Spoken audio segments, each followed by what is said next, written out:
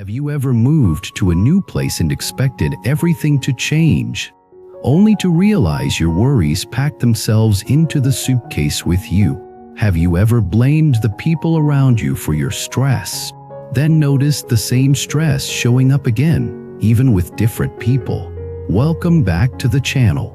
Today we are going to talk about a belief that quietly controls the direction of many lives. The belief that if you can just change the environment, change the city, change the job, change the relationship, then everything will finally become smooth. Sometimes changing environment helps, but if the mind stays the same, the new environment becomes the old environment wearing a new outfit. Here are the main ideas for today. First, your outer world is often a mirror of inner patterns. Not because life is punishing you, but because your mind filters what you notice, what you fear, what you trust, and what you choose. Second, the most powerful way to become free is not to control every condition.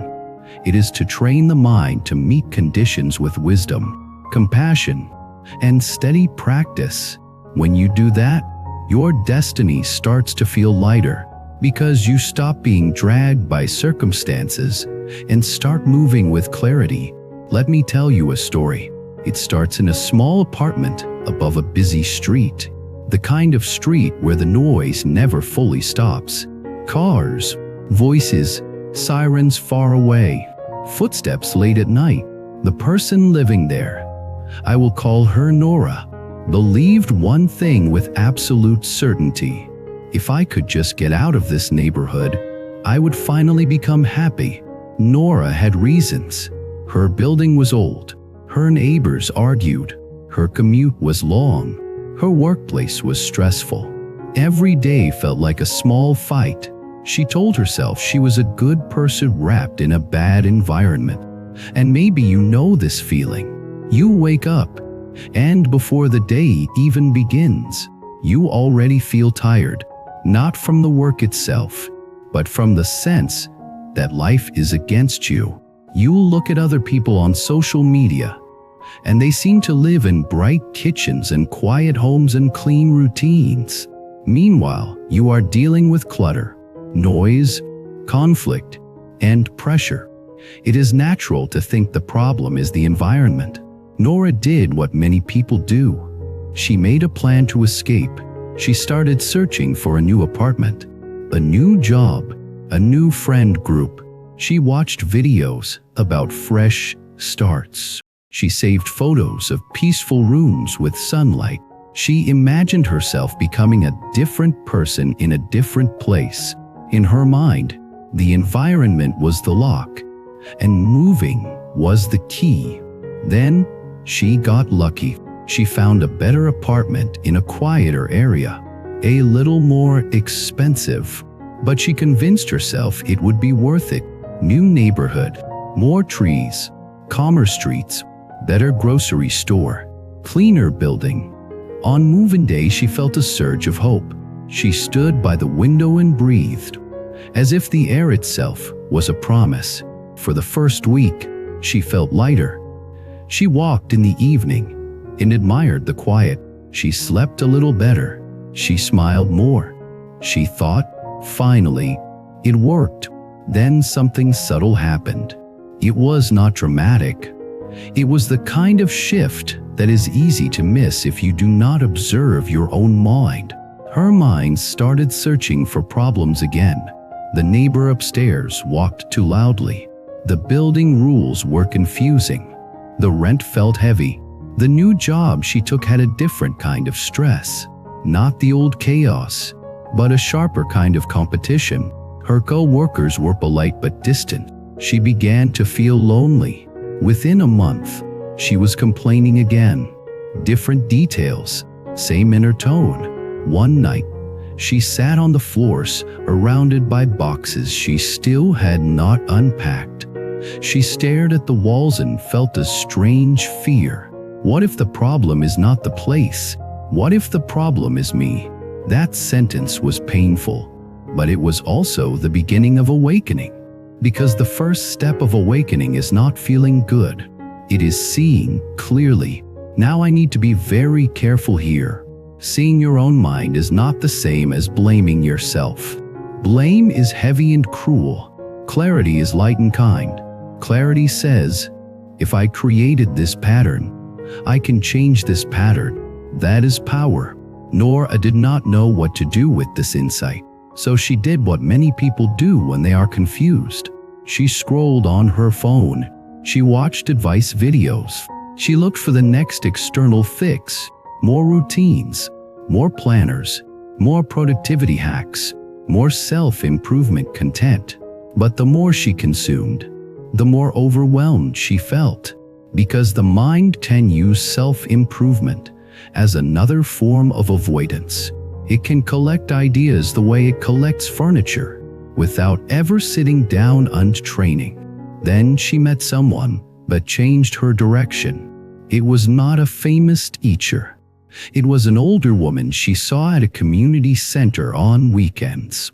The woman volunteered quietly, stacking chairs, cleaning tables, helping people sign up for classes.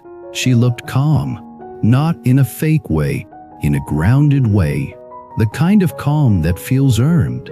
One day Nora asked her, "How do you stay so peaceful? This place is busy. People are demanding. And you still look steady." The woman smiled and said a sentence that hit Nora like a bell. "The place is not peaceful. The mind is peaceful." Nora did not like that at first. It sounded too simple. It sounded like a quote. Nora wanted practical steps, not a slogan. So the woman, I will call her Grace, said, "Come sit for 10 minutes after the class ends. Just 10 minutes. No phone, no talking. Just sit and notice your mind. We will not fight it. We will simply watch it." Nora agreed, mostly out of curiosity.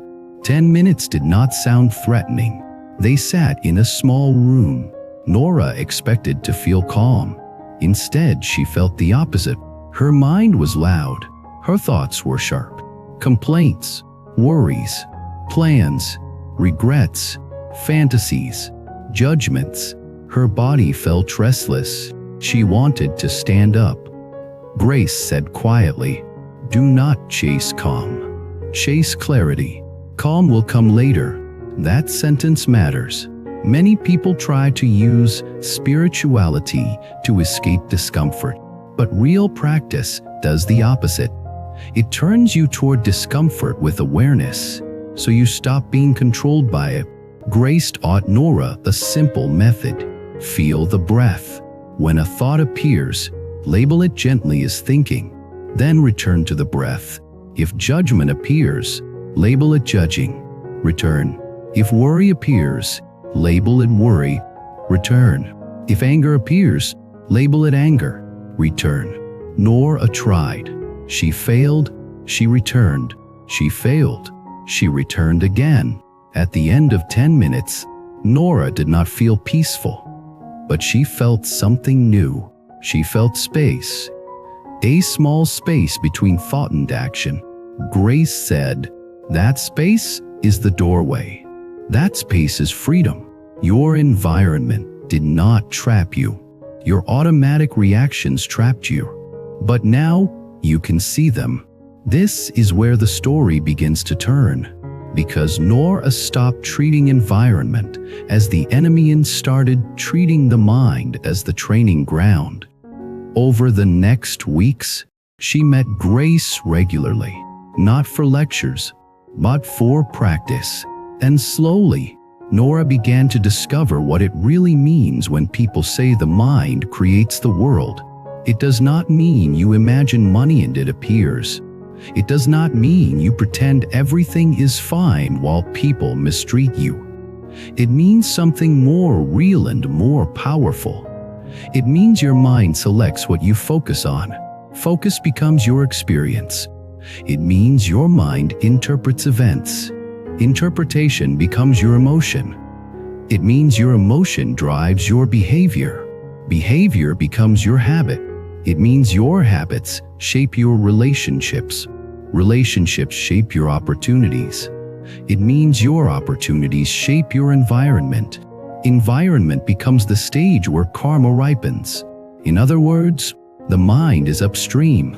Nora had been living downstream, trying to rearrange the river while ignoring the source. Now she began to train upstream. Let me show you what this looked like in daily life, because this is where viewers often feel the strongest resonance. Nora used to wake up and immediately grab her phone. Within minutes, her mind would be filled with other people's lives. It would compare, it would judge, it would worry. Then she would rush through the morning with a nervous system already activated. Grace suggested one change. When you wake up, touch the floor with your feet and take 3 slow breaths before you touch your phone. Then, ask one question. What quality will I practice today? Wisdom, compassion, patience, or humility? Nora thought it sounded too small to matter, but she tried it. The first morning, she chose patience. That day, when the elevator took too long, she noticed irritation rising. Normally, she would feed it. She would rehearse complaints. She would tighten her face. She would send an angry message to a friend. Instead, she remembered her morning intention. Patience. She breathed and waited. The irritation did not kill her. It rose and fell like a wave. This is a key insight. Most emotions are not permanent. They become permanent when we keep feeding them. That single moment did not change her life, but it planted a seed. Armic seed. The seed of not reacting automatically. The next day she chose compassion. At work, a co-worker snapped at her. Normally she would take it personally. She would build a story about disrespect. She would carry resentment all day. This time she paused and considered. Maybe they are under pressure. Maybe they are afraid. Maybe their mind is burning. Compassion did not mean accepting bad behavior. It meant not poisoning her own mind with hatred. So she responded calmly and set a clear boundary. She said, "I hear that you are stressed. Please speak to me respectfully so we can solve the problem." The co-worker blinked, surprised. The conversation softened. Later, the co-worker apologized. Nora walked away feeling a strange strength, not the strength of dominance, the strength of clarity. This is what it means to be free within conditions. You stop being a puppet of other people's moods. You become the owner of your own mind. Now, many people listening will say, "Fine, but what about real hardship? What about poverty, trauma, discrimination, illness? Is the mind still the source?" This is where wisdom matters. Buddhism and ancient Chinese wisdom both emphasize cause and conditions. Outer conditions are real. They shape what options you have. It would be naive and cruel to deny that. But the mind still matters because the mind decides how you respond within those options. The mind determines whether hardship turns into bitterness or depth. The mind determines whether pain turns into hatred or compassion. The mind determines whether limitation turns into resignation or creativity. Two people can live in the same environment and experience it differently because their minds are different. And when your mind changes, you start making different choices. And those choices eventually change your outer life too. Nora began to notice how her mind made her environment heavy even when the environment was fine. For example, she would walk into her apartment and immediately scan for what was wrong. Dust on the table, unfinished boxes, a dish in the sink. She would feel a wave of shame. The apartment would feel like a failure. Grace asked her, "What if you scan for what is right?" Nora laughed. It felt childish, but she tried. She looked for what was right: the clean water, the safe door, The warm light, the quiet window, the roof that did not leak, the bed that held her body. Her chests softened. The apartment felt different, even though nothing changed physically. This is not denial. This is training attention. Attention is energy. Where you place it shapes your inner climate. In spiritual language, you can call it vibration, energy, resonance. In psychological language, you can call it cognitive framing. In karmic language, you can call it planting seeds in the mind. Different words, same truth. Your mind builds your lived reality. Now, the title of this talk includes the phrase "go with the flow." Many people misunderstand that phrase. They think it means do nothing. Let people walk over you. Accept injustice. Stop striving. That is not wisdom. That is avoidance. True go with the flow means stop fighting reality with ego and start moving with reality using wisdom. It means you respond to conditions instead of resisting them blindly. It means you act when action is skillful, and you let go when letting go is skillful. In Buddhism, there is a balance between effort and non-clinging. You practice diligently, but you do not demand that life obey your timeline. Nora struggled with this. She was either controlling everything or collapsing into helplessness. Her mind swung like a pendulum. Grace taught her a middle way approach. She said, ask two questions in any situation. First, what can I influence through skillful action? Second, what must I accept with a peaceful mind? If you only do the first, you become tense and controlling. If you only do the second, you become passive and resigned. But if you do both, you become free. Nora began applying this at work. She could influence her skills, communication, reliability, and boundaries. She could not influence every decision made by management, so she stopped carrying the fantasy of control. This reduced her suffering dramatically. She began applying it in relationships. She could influence her honesty, kindness, and choices. She could not force someone to grow, so she stopped trying to manage other people's destinies. This to reduced suffering. And here is the surprising part. When she stopped trying to control everything, she became more effective because her energy was no longer leaking into anxiety. An anxious mind wastes power. A clear mind concentrates power. This is why meditation is not just relaxation. It is concentration reigning. It gathers your scattered energy into a steadier beam. Now let us deepen the teaching with a story inside the story. One day, Nora arrived at the community center earlier than usual. She found Grace in the hallway, holding a phone, looking concerned. A volunteer had canceled last minute. A big event was starting soon. People were arriving. Supplies were missing. Noise and pressure were rising. Nora watched the scene and felt old anxiety trying to return. The environment is chaotic. Here we go again. Grace looked at her and said, "This is a perfect practice day." Nora wanted to laugh. "Perfect," Grace said. "Watch what the mind does. It wants to label chaos as danger. It wants to panic. But we can choose." Grace began to move, not fast and frantic, but steady and clear. She delegated calmly.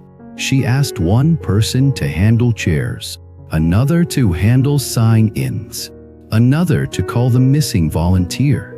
She did not yell. She did not blame. Nora copied her.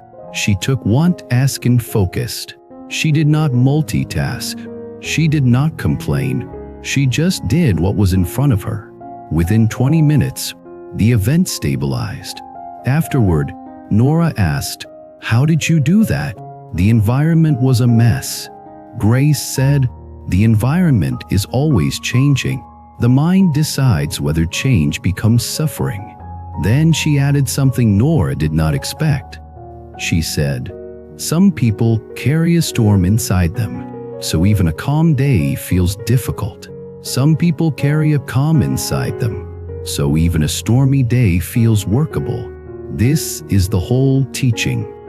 If you want your life to change, of course you can improve your environment, but do not forget the inner environment. The inner environment is the mind. Now, here is where karma enters strongly, because we cannot talk about destiny without talking about cause and effect. Nora used to believe destiny was something that happened to her. She believed she was unlucky in relationships. She believed she always ended up in stressful workplaces. She believed she attracted difficult people.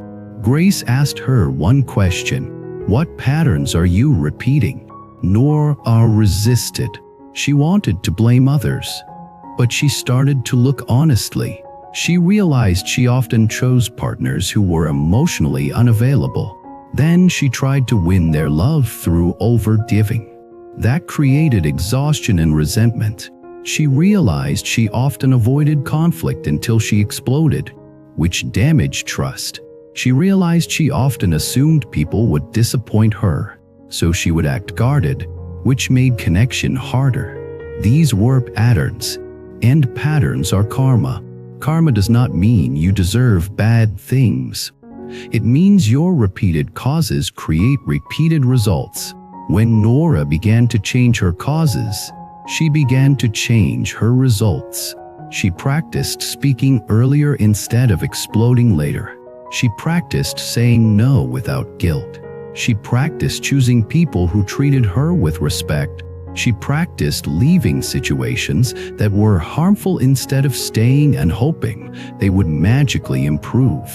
This is where go with the flow becomes powerful. It does not mean staying in a river that is poisoning you. It means stepping out of the river with wisdom, without hatred, and walking toward cleaner water. Nora began to notice something else.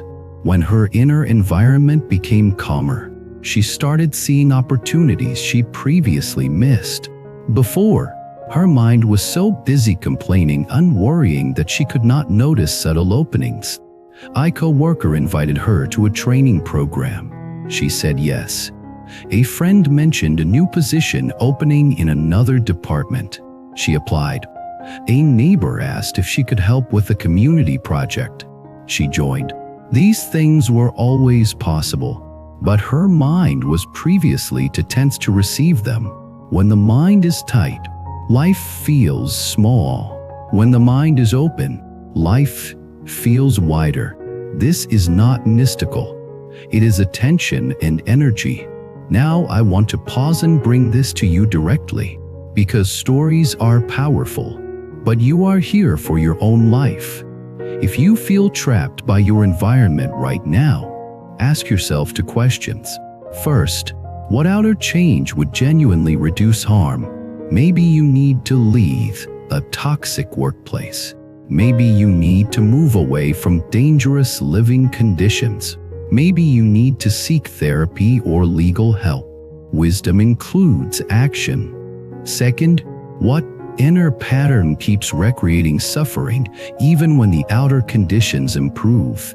That second question is where most destiny shifts begin.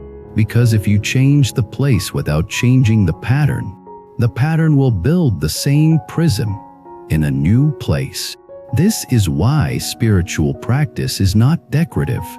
It is not just nice music and candles. It is mind training. It is karma training. It is destiny training. Now let us go deeper into the inner mechanics, because the original belief that environment decides life comes from something real. The environment influences us. Our nervous system responds to noise, conflict, scarcity, trauma. So when we say the mind decides, we are not denying biology. We are saying something more precise. We are saying the mind can be trained to respond with less reactivity, less clinging, and more wisdom.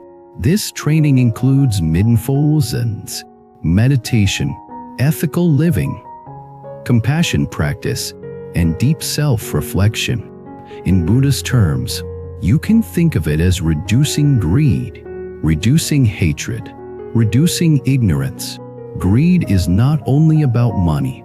It is the mind that always wants more, faster, now. Hatred is not only violence. It is the mind that rejects reality, that hardens into resentment. Ignorance is not stupidity. It is the mind that does not see cause and effect, that does not see impermanence, that does not see how clinging creates suffering. When you reduce these three poisons, your inner environment changes, and then your outer environment begins to change because your choices become cleaner. Nora started with mindfulness, but she did not stop there. Grace introduced her to compassion in a deeper way. Grace said, "You cannot fully control the world, but you can become a person who reduces suffering in the world." That is meaning. Meaning is important because many people chase environment upgrades not only for comfort but for meaning. They think a better place will make life meaningful. But meaning does not come from place. Meaning comes from direction. If your mind is directed toward awakening, wisdom, compassion, and practice, then even a small apartment can be a temple, not in a religious sense, but in a mind training sense. Nora began volunteering regularly. At first she did it because it made her feel useful. Then she noticed something deeper. When she helped others, her mind stopped obsessing about her own problems. Her inner environment became lighter. This is a secret many people overlook. Service is a powerful spiritual practice. It transforms the ego. It transforms karma. It creates connection. It creates gratitude. When you give, you stop being trapped in the story of lack. And when you stop being trapped in the story of lack, you stop making desperate choices. Desperate choices often create more suffering. So generosity becomes wisdom. Nora started practicing small generosity too, not reckless giving that hurts her. Just simple acts, holding the door, helping a neighbor carry groceries, listening to a friend without turning the conversation back to herself. These acts created warmth. Warmth changed her social environment. People responded. Relationships improved. Again, the outer environment changed because the inner environment changed first. Now, the original file you gave me also points toward a very important spiritual concept, letting things be. In many Eastern teachings, letting things be is not laziness. It is seeing reality clearly and not adding unnecessary resistance. Resistance is like pressing the gas and the brake at the same time. Many people live like that. They want life to be different, and they spend their energy arguing with reality. They replay the past. They demand apology. They fantasize revenge. They obsess over how things should have been. All of that mental arguing does not change the past.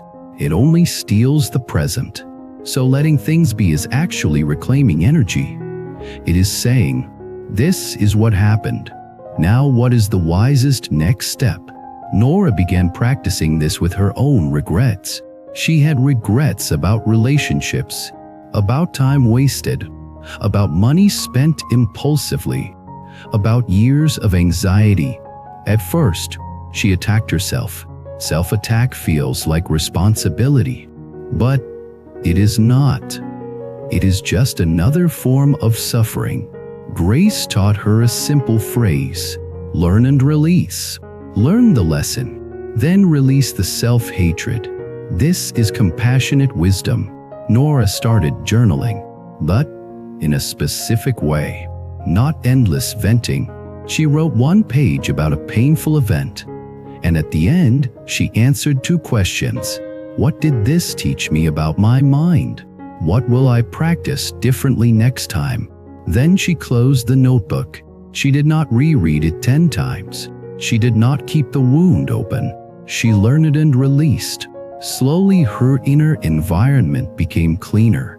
And when the inner environment becomes cleaner, something else happens. Your intuition becomes clearer. People talk about intuition as if it is magic. In reality, intuition is often the result of a calm mind seeing patterns. When the mind is noisy, you cannot hear your deeper knowing. When the mind is calm, you can. Nora began to sense earlier when a situation was unhealthy.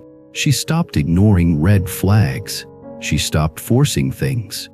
She stopped trying to make everyone like her. This saved her years of suffering. Now I want to add a deeper layer, because many viewers want to know how fate and destiny fit in. Is destiny fixed or flexible? The most useful answer is this. Some conditions are the result of past causes, some are the result of collective causes, and some are the result of choices you are making now. Destiny feels fixed when you keep repeating the same causes. Destiny becomes flexible when you change your causes. The mind is where causes begin. So spiritual practice is not about escaping destiny, it is about reshaping destiny. Nora began to see her life as a field of seeds. Every thought she feeds is a seed. Every word she speaks is a seed. Every action she repeats is a seed. Every habit is a garden. If you want a different harvest, plant different seeds. This is karma in a practical form. Now, I want to tell you the turning point. The moment where Nora finally understood the teaching in her body, not just in her mind. It happened on a day that should have been bad. She woke up late. Her alarm did not go off. She spilled coffee. The bus was delayed. At work, her manager asked for a report she had not finished. A friend canceled plans. It was the kind of day where the environment seems to line up against you. Old Nora would have spiraled. She would have complained all day. She would have snapped at people. She would have gone home exhausted and angry and blamed the world. Noon Nora paused. On the bus, she closed her eyes for a moment and felt her breath. She noticed the urge to fight the day. She labeled it resisting. Then she softened her belly and breathed. At work, she apologized calmly, gave a realistic timeline, and asked for support. She did not dramatize. She did not make excuses. She stayed clear. When her friend canceled, she felt disappointment. Then she chose compassion. Maybe the friend is overwhelmed. She sent a kind message and made a quiet evening plan for herself. When she got home, she noticed the apartment was not perfect, but instead of shame, she felt gratitude. She cleaned a little, cooked a simple meal, and sat quietly for 10 minutes. That night, she realized something. The day was messy, but she did not suffer the way she used to. The environment did not decide her inner life. Her mind did. And that is freedom. Now, I want to bring this to the reflection portion, because stories are powerful. But meaning comes when you see yourself in the story. Many of us were taught that happiness is a future location. When I get the job, when I move, when I find the partner, when I have money, when I finally fix everything. But happiness is not only a location, it is a capacity. It is the capacity to meet life with presence. It is the capacity to respond rather than react. It is the capacity to accept what you cannot change and change what you can, without hatred. It is the capacity to live with a heart that is not constantly at war. When you build that capacity, you become more resilient, more magnetic, more trustworthy. Your relationships improve. Your work improves. Your health improves. Opportunities improve. Not because you force the world to change, but because you change the mind that meets the world. I have seen this in people around me too. A friend of mine changed cities 3 times. always chasing a better vibe. Each time, the first month felt like relief, and each time, the same anxiety returned. Finally, she stopped moving and started practicing. Simple meditation, honest therapy, boundaries, compassion. Within a year, she said something that stayed with me. I did not need a new city. I needed a new inner environment. Another person I knew stayed in the same hard neighborhood, but he changed his mind. He stopped feeding anger. He practiced patience. He built skills. He helped others. Over time, he created a new life without leaving. Later he did leave, but when he left, he did not run. He moved with clarity. That is the difference. So I want to ask you, gently, not as a judgment, but as an invitation. If you changed your environment tomorrow, what inner pattern would you carry with you unless you train it now? Would you carry impatience? Would you carry self-criticism? Would you carry resentment? Would you carry fear of rejection? Would you carry the habit of comparing? Would you carry the habit of avoiding discomfort? These are not moral failures. They are training opportunities. And training is the path. Now, I want you to share in the comments, because community matters. What is one environment you have been blaming? And what is one inner habit you are ready to practice changing?